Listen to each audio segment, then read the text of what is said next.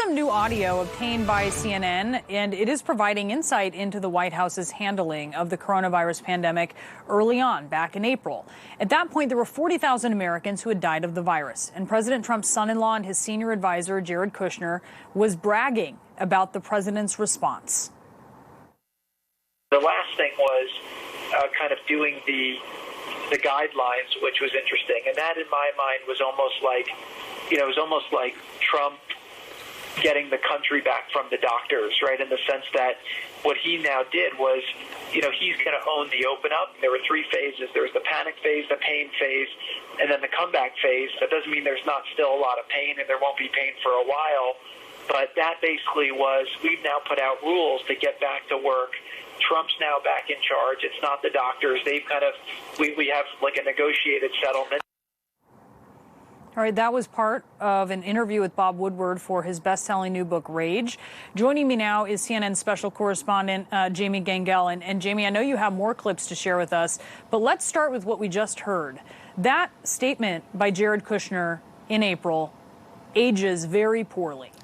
It certainly does. It shows a disregard, a callous disregard for the American public, their health, a negotiated settlement.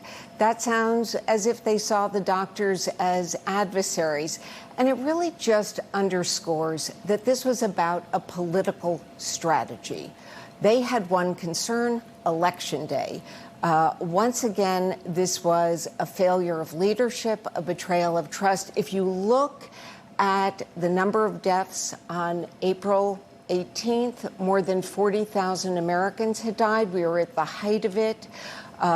In between April 18th and today, we have lost another 185,000 Americans. That was the cost of this policy, Brianna. Yeah, it's like a focus on points to be won, not on the lives that could be saved or were being lost. And Kushner also had some choice words for former top White House officials. Tell us about that. So for the past 4 years, this is not a surprise, we have seen President Trump call people names and blame the people around him. What we hear in this interview is Jared Kushner echoes those sentiments. But listen carefully to how he describes the people who are now at the White House. The most dangerous people around the president are overconfident idiots, right? Because that has a way sometimes of getting past his defense mechanism, because if you're overconfident, then sometimes, on a topic where he doesn't have other people around to kind of validate it, then he can sometimes say, okay, let's go with that. So that's kind of, I think if you look at the evolution over time, we've gotten rid of a lot of the overconfident idiots, and now we've got a lot more thoughtful people who kind of know their place and know what to do. There are two things that strike me. He had to have other people around to balance the overconfident people. But the other thing, those words about senior staff who are there now know their place. It's clear that, whether it's administration officials or doctors, health experts, President Trump wants to be the one who's in charge.